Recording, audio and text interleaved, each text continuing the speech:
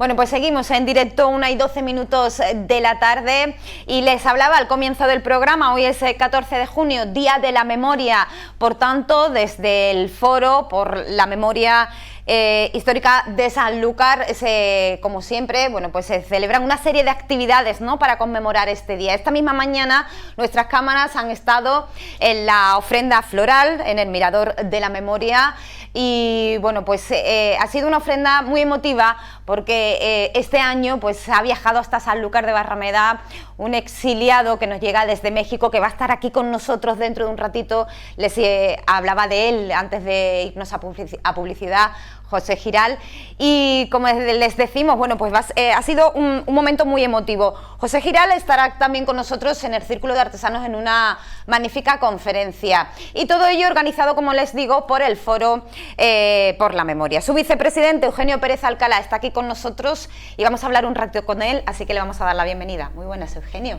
Buenos días, Rocío. Muchísimas gracias. Como siempre, nos acoges con un calor y un agrado que para nosotros es un enorme placer. Y para nosotros también, claro que sí. Bueno, ha ido todo bien esta mañana, esa ofrenda floral en el monumento, como digo, es también muy emotiva porque ha estado José Giral, ¿no? Sí, ha sido una ofrenda muy novedosa porque normalmente lo hacemos nosotros con el despliegue que podemos tener, con la gente que nosotros casi siempre podemos movilizar, pero hoy hemos tenido la suerte de que ha estado con nosotros José Giral y ha sido dentro de lo que cabe, un honor enorme encontrarnos con una persona que puede darnos una lección de historia y puede hacer fe de lo que significó el exilio, claro, y la salida de España para toda esta gente que el único problema que tuvieron, problema entre comillas, que se mantuvieron fieles a su juramento de lealtad republicana. Claro que sí. Como digo, va a estar en el Círculo de Artesanos dando una magnífica conferencia, supongo que contando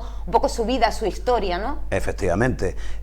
Como a las 8:30, otra vez en el Círculo de Artesanos, que también, como vosotros, nos acoge siempre con un cariño y un buen estilo extraordinario. Aprovecho desde aquí la oportunidad para darles las gracias porque siempre han tenido con nosotros un trato maravilloso. Entonces, esta tarde a las 8:30 vamos a hacer una conferencia que va a ser un poquito atípica, porque Pepe nos ha pedido que en vez de hacer una conferencia en el sentido más clásico del término, hagamos como una charla distendida, como si fuera un coloquio en la cual pueden intervenir hasta la gente del público. Aprovecho la ocasión para invitar a todo el que quiera venir esta tarde, porque vamos a tener ni más ni menos que una lección de historia. Claro que sí. Hoy precisamente es, como decimos, 14 de junio, Día de la Memoria. El foro, por supuesto, tiene que celebrar este día, pero es un foro que está muy vivo durante todo el año, ¿no, Eugenio? Nosotros procuramos hacer una actividad cada mes. Y el mes de mayo, el día 8 era el Día del Exilio y tuvimos una conferencia. El día 14 de abril fue el Día de la República, tuvimos un libro fórum. En marzo tuvimos otra actividad y procuramos siempre tener, por lo menos hasta el mes de junio, una actividad. Luego ya el verano es inclemente y ya en el verano no tenemos nada. Volveremos en septiembre y como tenemos nuestra intención, en el mes de octubre, igual que los años anteriores, hacer las terceras jornadas de memoria democrática, que aprovecho la ocasión para adelantar que posiblemente este año el tema nuclear de la jornada sea el exilio. Bien, un foro que se creaba, ¿cuántos años hace ya? Pues tenemos ya bastante, pues ¿no? Sí, no sé si son 8 o 9 años. 8 o 9 años, sí, que ha luchado siempre por la memoria, como decimos, de todos los exiliados, sanluqueños y no sanluqueños, que luchó también mucho por ese Mirador de la Memoria, por ese monumento en recuerdo a las víctimas, y que, como digo, bueno, pues está muy vivo, está muy presente, y trabajáis codo con codo, de la mano de muchos de los familiares también, ¿no? Ahora mismo tenemos una campaña para intentar localizar las fosas donde están enterrados los desaparecidos, porque no tienen otro nombre. Hemos hecho una campaña de unas catas arqueológicas en el cementerio que no tuvieron suerte, y luego la Diputación nos subvencionó para hacer una cata mucho más en profundidad, que ya más que una cata fue un rastreo con georradar, que lo hemos hecho recientemente, y ahí aparecen algunos sitios donde es posible que se encuentren algunos enterramientos. Tenemos que ver después si se corresponde con vamos a decir, con las personas que estamos buscando, con los restos de las personas que estamos buscando. Pero lo que sí es una norma de todos los foros por la memoria democrática es que no sabemos si lo vamos a encontrar, pero sí sabemos que lo vamos a intentar. En la actualidad, Eugenio, ¿estáis respaldados por el apoyo, bueno, pues de las distintas administraciones? Hasta ahora hemos tenido suerte, porque cuando hemos presentado un proyecto, normalmente nosotros hacemos un proyecto que, puedo decirlo con bastante orgullo, lo trabajamos, lo hacemos lo mejor posible y lo mejor que sabemos. Y después encontramos una gran acogida por parte tanto del Ayuntamiento como de la Diputación. Pero ojo, me gustaría dejar muy claro que nosotros entendemos que el Foro por la Memoria Democrática de cualquier pueblo, de cualquier ciudad de España, no es ni más ni menos que una organización civil, fuera de todos los partidos políticos. Y para nosotros nuestra actividad fundamental es ir poco a poco concienciando a la gente de que esto forma parte de nuestra historia. No queremos ni tener razón, ni concederla, ni negarla. Queremos simplemente que la gente poco a poco tome nota y conciencia de que nuestra historia está ahí. Hay que conocerla, hay que reivindicarla y sobre todo lo que tenemos que hacer es encontrar a las víctimas que hasta ahora las familias tienen derecho, por lo menos, a enterrarlas dignamente. Claro que sí. Eugenio Pérez Alcalá, vicepresidente del Foro por la Memoria, muchísimas gracias por estar con nosotros. Vamos a tener aquí en unos minutos a José Giral. Es todo un placer y un honor poder hablar con él, gracias por supuesto, al Foro y a las personas que lo componen, que nos lo han traído hoy a las mañanas contigo. Bueno, pues seguimos, claro que sí, 1:23 de la tarde y nosotros seguimos aquí en directo. Ya está don José Giral con nosotros aquí en plató y le vamos a dar la bienvenida. Muy buenas, don José. Muchas gracias, Rodrigo. Rocío, don José era mi abuelo, yo soy Pepe. Bueno, yo le llamo a usted Pepe, si le parece. Gracias. Bueno, vamos a presentarlo. Él es, como les decía, nieto del presidente del Consejo de Ministros de la Segunda República, don José Giral, de ahí, por supuesto, su nombre. Su vida dio comienzo en España, de la que se tuvo que marchar con tan solo 4 meses. Llegó con su madre a Francia. Allí su familia consigue reagruparse con ellos, con sus abuelos paternos, con los maternos, con sus padres y sus hermanos. Unos meses después, una vez concluida la guerra civil, inician el exilio que les llevó hasta México. La vida de todos ellos queda en ese momento truncada porque la historia los dejó fuera de su patria. Es una paradoja, claro que sí, porque ser consecuente de sus propias ideas, de sus ideas de democracia, de libertad y de legalidad, pues les impidió poder vivir en su país. De eso queremos hablar hoy, de eso queremos hablar con Pepe, que nos cuente, bueno, pues cómo es una vida en el exilio, cómo la vivió, cómo se siente uno cuando lo rechazan en su país por tener, bueno, pues unos ideales. Pepe, antes que nada, ¿cómo es una vida? ¿Cómo se vive? ¿Cómo es la vida o era esa vida en el exilio? Yo tuve la suerte de convivir con mi abuelo homónimo, 20 y tantos años.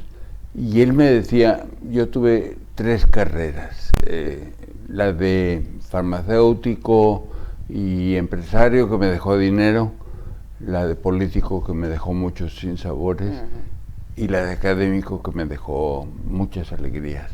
Y él era profesor donde yo iba a estudiar, en la Facultad de Química. Y él siempre me decía, en este país nunca has tenido hambre familiar, de pasar días sin comer, nunca has tenido miedo político, de que te persigan, y eso lo debes a México. Y eso me creó esta doble nacionalidad de la cual estoy muy orgulloso. Claro. Yo nací en España, pero Claro. he vivido en México toda la vida. Tengo una deuda con el país que me ha dado todo, que me dio una carrera regalada prácticamente porque era universidad pública, y que luego me permitió trabajar y vivir bien, ¿no? Claro. Yo quisiera agregar que hay un momento muy importante, que son los años 45, el 47. El 45 termina la Guerra Mundial en Europa, Hitler muere, y entonces se reúnen en México las Cortes de la República Española, de la Segunda República, gracias a que el presidente de México, Ávila Camacho, nombra el cabildo, que está en la plaza principal, territorio español. Y ahí se reúnen las Cortes Republicanas, nombran a don Diego Martínez Barrio presidente, y él, a mi abuelo, le pide que forme gobierno. Y están 2 años, 45 y 47, entre París, el Pacto de Varsovia, Naciones Unidas en formación en Estados Unidos, y todo lo que lograron es que Estados Unidos nunca volvió a darle a mi abuelo una visa para entrar. Viajaba siempre de México a Canadá por KLM, que era la única que lo hacía, y luego ya a Europa, donde iba.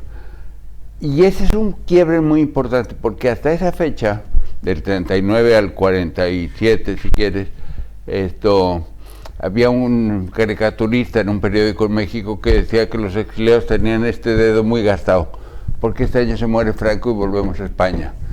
Y después de eso vino la desilusión, y fue un cambio muy importante, de ser algo transitorio, que país que los ha acogido con toda clase de libertades y atenciones, a nos vamos a quedar a vivir aquí. Claro, porque su familia quería volver a España. Sí, claro. Mi padre siempre me decía que bueno, porque yo trabajé en una empresa internacional de industria química, y me decía que bueno, porque cuando volvamos a España vas a poder ir a la filial en España para poder allí trabajar. Siempre tenía esa obsesión, murió con eso. Él vino el 76 al morir Franco. Sí. Mi padre. Y con un grupo formaron un partido político, Acción Republicana Democrática Española, que no dejaron participar. Pepe, ¿cuáles eran los valores que le mantuvieron firmes y que le mantuvieron fieles a su país? Quizá el que más me ha significado en la vida era la definición del bien ser que me daban tanto mi abuelo como mi padre. El bienestar es algo egoísta. Yo me preocupo de mi bienestar, cada uno se preocupa de su bienestar. Pero el bien ser es al revés. Yo me preocupo del bienestar de los que están a mi alrededor y ellos se preocupan del mío.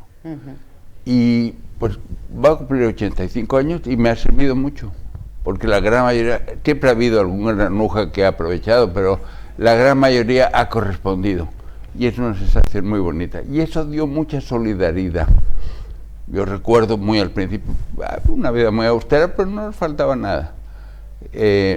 Llegando mi padre a casa diciendo, pues fulano está en el hospital. No decían nada más. Mi madre abría el cajón donde tenían el dinero, sacaba el dinero que había y se lo daba. Alguna vez que lo acompañé, llegaba al hospital y le decía al pariente más cercano, toma. Ni gracias, ni nada, y todos lo hacían de esa manera. Y esa solidaridad siempre me pegó muy duro. Y junto con ello, pues el sentir que le debía mucho a México como país, ¿no? Sí. Y entonces cuando al venir a España, yo empecé a venir en el 76, me decían, pero si aquí en su pasaporte mexicano dice nacido en España, yo les decía, sí, esa es la España que se fue a México. Claro. Ya, eso lo hacía. Bueno, yo supongo que al haber sido su abuelo científico, al haber tenido, bueno, pues esa vida, ¿no?, vinculada, ¿no?, al aprendizaje, al conocimiento, eso también le ha forjado a usted, ¿no?, le ha hecho ser quien es, ¿no? Sí, pero yo creo que, indudablemente viene no solo de mi abuelo Giraldi, de mi abuelo Barnet también, que fue ministro de Educación Pública en la República, de Instrucción Pública. Y es algo que yo lo atribuyo desde el krausismo a la Institución Libre de Enseñanza de Giner de los Ríos y toda la continuidad. Mis padres, los dos, fueron de solteros al Instituto Escuela, que luego pues ha seguido más o menos en el Colegio Estudio, donde ha ido la parte de mi familia que se quedó en España. Y es ese deseo, que es, más que deseo, es curiosidad, de saber cosas que no necesariamente, yo ahora ya no me importa, pero cuando era importante para mi carrera saber algo más de mi profesión, sí. No, era además de eso, la curiosidad de saber cosas que no tienen un efecto material inmediato, pero que satisfacen una curiosidad. Claro. Y eso es algo que yo valoro mucho. Claro que sí. ¿Cómo vive usted ahora mismo en la actualidad? Pues tengo una pareja española que tiene familia en España, y nos pasamos parte del tiempo en México y parte del tiempo en España. Y eso me permite hacerme la ilusión de que estoy viviendo la vida cotidiana que hubiese vivido si hubiese hecho mi vida en España, aquí, ¿no?, en España. Evidentemente que voy a museos y monumentos y demás, pero lo que más disfruto es la vida cotidiana. Claro. con un círculo de amigos que me han escogido muy bien. Ahora tengo muchos más amigos gracias a Juan y a Eugenio. Esto ya es muy bonito. ¿Tiene usted hijos o nietos? 6 hijos, 13 nietos. Madre mía, sí. Y con la enorme suerte de que logré mi sueño, fue quizás porque el exilio era encajonado. En el exilio yo de pequeño era blanco o negro, es decir, o eran parte del clan como tal, Sí. o no había nada intermedio. Ya ahora yo entiendo, porque me casé con una mujer mexicana primero, que ya murió, y entiendo que hay primos de todas categorías que a veces conoces, que a veces no. Claro. Pero esa cosa me llevó a crear un pequeño condominio horizontal donde viven mis hijos y yo. Y claro, eso fue hace muchos años, pero con el COVID me decían, qué bien lo diseñaste. Pues no lo diseñé, pero funcionó muy bien, funcionó muy bien. Claro que sí. Y evidentemente sus hijos y sus nietos conocen su historia. No sé cómo les transmite usted todo lo que usted ha vivido y el hecho de poder valorar lo que tienen ellos ahora mismo. Yo les he escrito muchas cosas al respecto porque tienen el ansia de saber por qué. Hay una parte que yo nunca puedo explicar y yo aspiro que la memoria histórica algún día lo logre explicar. ¿Por qué el 36 no solo Alemania e Italia apoyan al levantamiento franquista? Estados Unidos, Inglaterra y Francia, aterrados en lo que se venía, hacen la vista gorda. ¿Y por qué luego, cuando termina la guerra en el 45, Sí. vuelven a darle la espalda? Porque hay esa obsesión del comunismo, que la Segunda República no era comunista, era republicana y socialista. Pero claro, luego pues la negativa de todo el mundo de ayudarlos, pues se interviene la Unión Soviética y entonces ya nos pintan más de coloraditos. De hecho, su abuelo fue militante de izquierda republicana, ¿no? Él funda Izquierda Republicana, hace una gran amistad. Él fue masón y ahí conoció a Manuel Azaña. Y Manuel Azaña funda Alianza Republicana, mi abuelo funda Izquierda Republicana y lo invita. Mi abuelo fue catedrático en Salamanca y tuvo una gran amistad con Unamuno. Y entre los papeles, tengo una hermana bibliotecaria que reunió los papeles de mi abuelo y los vinimos a donar al gobierno, al archivo histórico. Y hay una correspondencia muy, muy interesante de mi padre con Unamuno. Primero le invita al partido. Unamuno dice que él no quiere nada al partido, que lo quiere todo entero, porque así era de caprichoso. Pero luego le cuenta las dificultades de atraer gente al Partido de Izquierda Republicana. Hay una carta en la que dice, me congratulo porque hemos traído a Manuel Azaña. Y mi abuelo decía, yo soy un operador político. Don Manuel Azaña es un visionario, es un estadista en el sentido amplio de la palabra.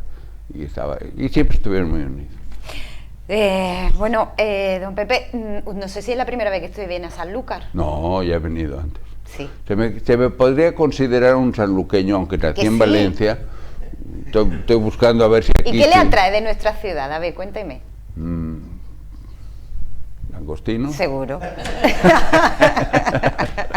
Con todo y que en México tenemos camarones muy buenos, pero no le llegan a los langostinos. Yo desde que vengo aquí todos los días no desayuno porque no es más difícil, pero comer y cenar, langostino. y de ahí las playas, la gente aquí es maravillosa. Es una combinación muy linda. Y he tenido la fortuna de que mi pareja es de familia de Sanlúcar. Wow. Y entonces mucha de su familia sanluqueña me ha recibido con los brazos abiertos. Entonces está usted bien cuidado. Claro que sí. De maravilla. Ha sido todo un placer tenerle con nosotros. Muchas gracias. Quedan todos nuestros telespectadores invitados a esa conferencia esta tarde en el Círculo de Artesanos para disfrutar de las palabras de don José o don Pepe Giral, como él quiera que le llamemos, a las 8:30, como digo, en el Círculo de Artesanos, porque no les va a dejar indiferente seguro su historia. Muchísimas gracias, ha sido todo un placer. Muchas gracias, Rocío.